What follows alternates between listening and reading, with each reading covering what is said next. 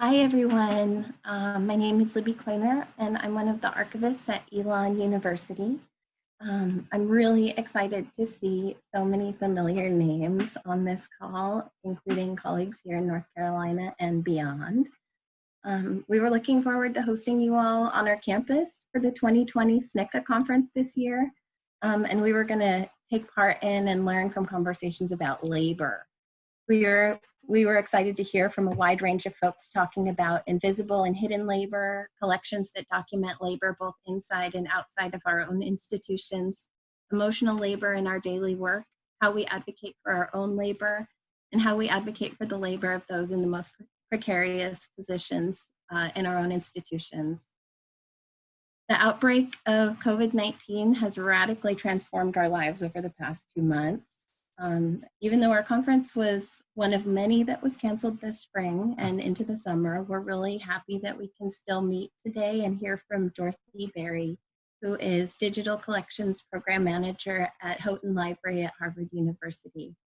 I think she, like a lot of us, has really had to rethink everything that we know about labor over the past couple of months. So I'm especially grateful to have her here to reflect and to educate.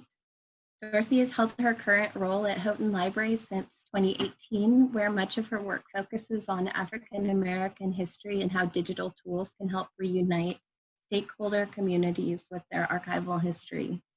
Prior to that, she served as metadata and digitization lead at the University of Minnesota, with work focusing specifically on the Umbra search tool for exploring African American history.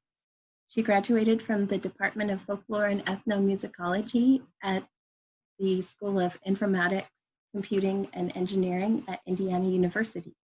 She served on the IMLS-funded Collective Responsibility Labor Forums, and Stacy Williams tells me that she is also the one who made the link between precarity and digital labor and hidden collections that further marginalize underrepresented archivists.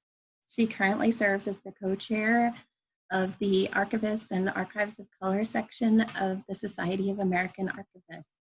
Please welcome Dorothy Berry.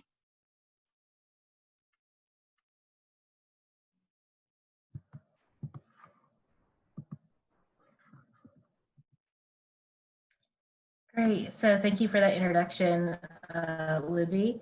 I'll start off by saying that I had a totally different plan when I agreed to give this keynote. Labor in archives is a super timely and also historic topic. I would maybe throw in some charming anecdotes about the one time I interviewed for a job in North Carolina unsuccessfully. Talk about, imagining possibilities and throwing out some statistics on contingent labor. I had really even considered doing some of the pair and share dialogue building activities that I've never personally enjoyed as a member of an audience, but that other people seem to really get a kick out of. When everything began falling apart, especially when my university banned all professional travel, I can genuinely say that I felt a bit of relief. I'm not generally one for imposter syndrome, but at a time when people whose entire professional and academic lives have been based on studying economic trends, and those folks keep repeating the word unprecedented enough time that it has lost all meaning, who am I to talk to a group of people of any stripe about the future of archival labor? My name is Dorothy Berry, and I am currently employed in a non-contract position as the inaugural Digital Collections Program Manager at Harvard University's Houghton Library. I'm the sort of person who currently finds themselves in a lot of situations with people who wrongly assume I am from the same cultural, class, or economic backgrounds as they are, around folks who have sympathy for student loan debt, not empathy. Archival labor means this May marks the first time that I have lived in one state for 2 full calendar years since 2012, as I have moved from short-term position to fellowship position, back to finishing up a missing graduate school credit to a 2-year grant-funded position, all in different states, all requiring broken lease fees and moving van rentals and first and last month's rent. I have seen my labor manifest into tears of joy from students who have never before seen a picture of a 19th century Black person who they saw as self-composed, self-possessed, who they wanted to see themselves in. I have seen my labor manifest into tears of sadness when I have been called into a room as an expert and listened to others in the field talk about Blackness in the archives with the same amount of dignity as one might give to a trending topic on Twitter. You can't ignore that people seem to be interested, but it's certainly not something worth devoting serious thought to. My labor is complicated and illuminated by race, both my own and that of the materials I choose to work with most. A lot of my archival labor takes place outside of the stacks, outside of the endless metadata spreadsheets. I end up taking reference requests in coffee shops, outside of bookstores, in my Instagram DMs, from Black artists and scholars and seekers who recognize my archival labor in ways institutions do not. These may sound like unique circumstances, but I think we are in a moment of heightened awareness that everyone's labor is complicated by their histories, by their families, by responsibilities that exist outside of the office. It's difficult to talk about labor these days and in this context without immediately transitioning to pure rage. I'm mad about my loved ones losing their jobs. I'm mad about my loved ones fighting for raises and now learning that all that foot dragging for management means their status as underpaid will remain static for years at a minimum. I'm mad for everyone who saw a light at the end of their employment tunnel suddenly get snuffed for folks who had plans to leave their toxic workplaces. Of course, I'm even more mad on top of all of that in a time of immense human physical suffering due to illness, I have to be mad about work.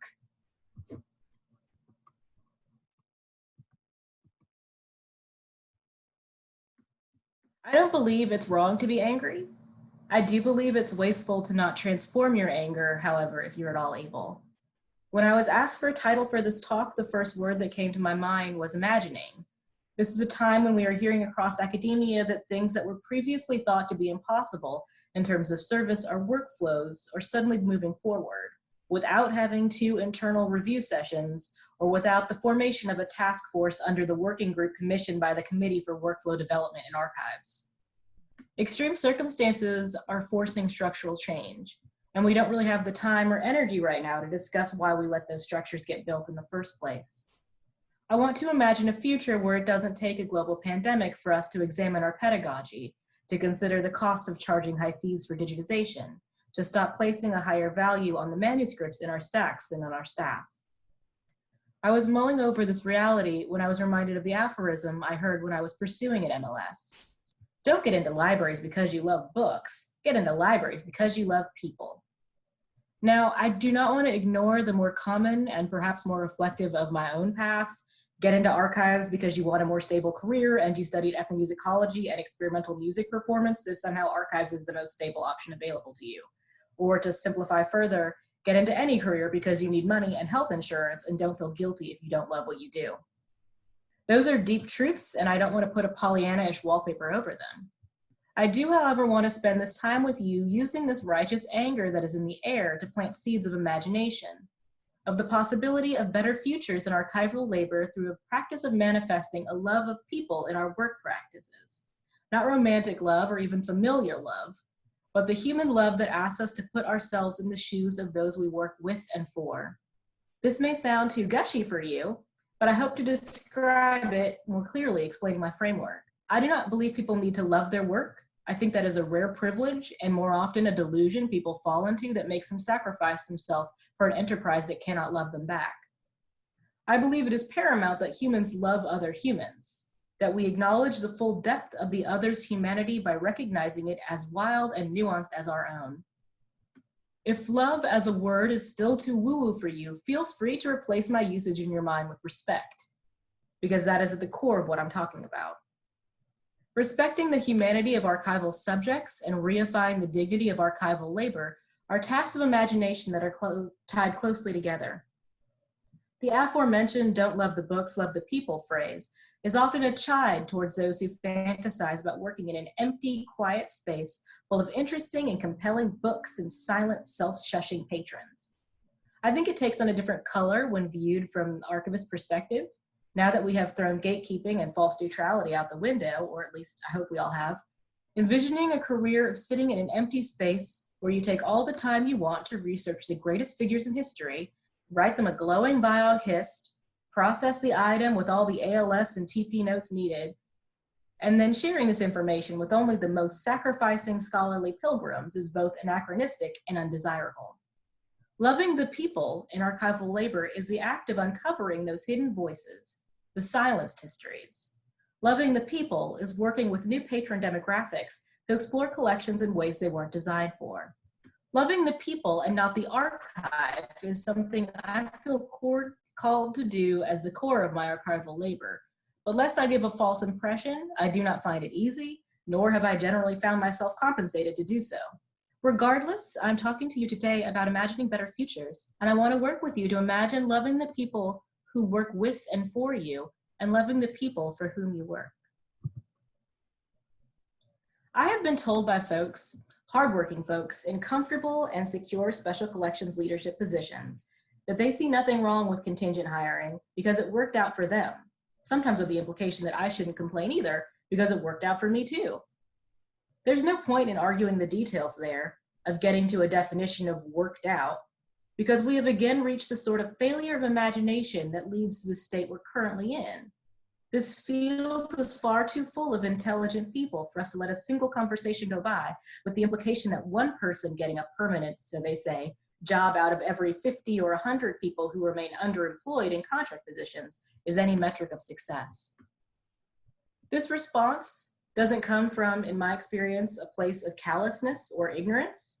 It comes from a very bad and very human practice of assuming that one's own lived experience is the best judge of how other people's lives should work out. To put it more simply, it comes from a failure of imagination. What makes that failure of imagination dangerous is designing a system that is dependent on specific jobs being filled, but that reports upwards that those jobs are in fact not crucial enough to be codified with what little permanence is on offer in a lot of archives and special collections these days. We've created a world where we have colleagues working alongside other people with the same credentials, the same experience, sometimes even the same amount of time in our institutions. But some of them are permanent employees, and some of them are on tenterhooks every summer. This is a particularly complicated imaginary, as it works across intersecting ideals. If they wanted a permanent job, they would apply for one. Even though it's a renewable contract, it's pretty much the same as a permanent job because we always renew it. When you think about it, we're all contingent. Anyone could be fired, right? This is the only way work can get done with our current budgets. Folks usually don't say all of that out loud at once, but the ideas meld together to create what has, for the last decade plus, excused practices that have recently revealed themselves to not be sustainable when push comes to shove. I've been greeted with shocked faces and subtle glares when I've questioned the efficacy of two-year diversity residencies and project jobs based around hiring a marginalized archivist to work with marginalized people's collections. We need to diversify the workforce, and this is a pipeline. How else will we get people of color into our archives? How else can we sustain subject area knowledge in marginalized histories? We can't create permanent positions just to change the current demographics for a field that is more than 80% white women. This is a complicated matrix of imaginaries that doesn't finish its thought. The starting point is great, but what jobs exist for folks finishing up those fellowships? Where is the pipeline for the early career African American Collections Archivist residency if there are no mid-career African American Collections Archivist positions to move into? How are we preparing those early career professionals to interview at our institutions where we say, it seems like you were really strong in mid-century African American history, but our collections are primarily those of 19th century white male scholars and merchants, so how will you fit in? Both of the labor practices I've described, of course, can lead in certain circumstances to positive outcomes. People with fantastic long careers started off in a term position and transitioned into mid-career stability. People with interesting and affirming positions began as visiting archivists for Latinx collections. What behooves us, however, when envisioning the future of archival labor is to not only think of how things can go right, but also how they can go wrong. This is made extra difficult by the reality that the people who are most often making big organizational hiring decisions are those for whom, employment at least, has gone right. The point I'm making here is not that we can create a slew of permanent new positions. That isn't viable in the best of times and most likely laughable now. Instead, I suggest that we work through loving respect of the other and plan for what is likely, not what would be best. When we have contract staff who have been doing standard operational work in our archives for year after year, instead of thinking if they wanted a permanent job, they would apply for one, we should acknowledge that we have actively created false permanency and need to be honest with ourselves and our colleagues. When we create and widely publicize to our own benefit diversity positions to bring in temporary new voices for a year or two, we should work hard internally to understand why we have difficulties recruiting and retaining staff of color in our other positions. When I was last on the job hunt, I interviewed for a position working at an Ivy League university. Midway through the day, I had a one-on-one with a library administrator. She had a copy of my CV in hand and said, "University of Minnesota is a pretty big shop. Why can't they make a job for you to follow up on your contract position?" I had a quick response because one of the biggest kindnesses I'd been offered in my career came from my supervisor at University of Minnesota. As my grant-funded project was drawing closer to an end, he sat me down and told me very clearly that there was no ongoing funding and there would be no permanent job. Other people had said that they loved having me there and that maybe this project or that project could be extended or another grant could be attached onto the current grant and I could just hop on over to a new project. My supervisor was right, however, to tell me the truth and not to tell me what he would have liked the truth to be, and to assist me in finding and applying for jobs that could offer me some sort of stability and career growth. The system we've built up has undervalued and underappreciated labor so much, though, that it made perfect sense for that administrator to think it was fair to ask why my 2-year grant-funded position couldn't be extended for another 6 months or a year to give me a bit more time working in one place, something that is appealing to hiring managers like her. Loving the people for whom you work is grammatically correct, but feels unnatural coming out of my mouth. Loving the people you work for is more likely how I would say this in everyday conversation, but it immediately asks, who are the people in question? I think it is a kind idea to love and respect your managers and administrators, but I'm also somewhat indifferent to that as a topic of discussion. The people for whom we work, as archivists and information professionals, are our users, and in my opinion, are archival subjects. We owe it to both groups to work to see them fully and to meet them where they are.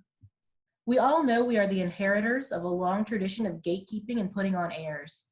But even in a time with a growing focus on opening up the archives, it's still often hard for us to see beyond the doors of our own institutions. The idea of who we serve, or more importantly, the ideas we hold about who is interested in archives, can be stunted by limitations of imagination. I'm constantly amazed by the folks I meet who should be posted up in my repository every moment our reading room is open, but who tell me, oh, I don't really go there. I was recently giving a presentation at Black Portraiture's conference at NYU and attended a fantastic panel where a young scholar spoke about her research around the buying and selling market for daguerreotypes featuring Black subjects, and how she related that to the historical marketplace around those same Black bodies. It was an expertly given talk, and I was surprised to see in the program that she was a first-year graduate student at my own university. I approached her afterwards to tell her that we have many collections related to her research and to ask if she had made her way over. She laughingly let me know in very clear language that that place was not for her. But she asked for my card so that she could email me personally some research questions. That same day, following my own presentation, a young man from Chicago asked if he could have my card because he was beginning a postgraduate residency and didn't trust his new advisor was thinking about archives in ways that would include Black and queer subjects. I bring these anecdotes up not to call out anyone in particular, and definitely not to create the illusion that there's anything particularly special about me.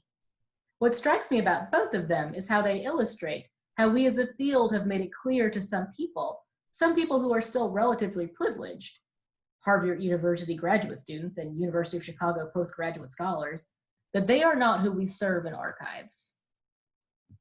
I believe that same messaging, that there is a group we serve and that some users are on the outside of that group, plays out in our relationship to archival subjects as well. We are in a moment when the concept of community archives has served to galvanize interest and support in archives generated, managed, and controlled by often marginalized communities. Unfortunately, this interest has led to a dichotomous trend in thinking. There are community archives who hold the record of people of color, of queer folks, and there are institutional archives, which live at universities and colleges and museums and hold the record of privileged white folks. This to me is a misreading of the great opportunity of community archives for self-determination and narrative creation, and a failure of imagination of institutional archives, an abdication of our responsibility towards the archival subjects who live in the margins of our collections. We often say that we don't have rich collections of, for instance, people of color's history, but what we really mean is we have never valued that as a collecting area or as an area of scholarly expertise. Opening our minds to the depths of American history makes it clear that if we've been collecting the papers of well-to-do or socially notable people, there is no way their papers don't interact with the lives of Black people, of the working class. We have such amazing opportunities to diversify our user base and our collections if we shift some of our focus onto what we already have and begin imagining ways to see them through other eyes.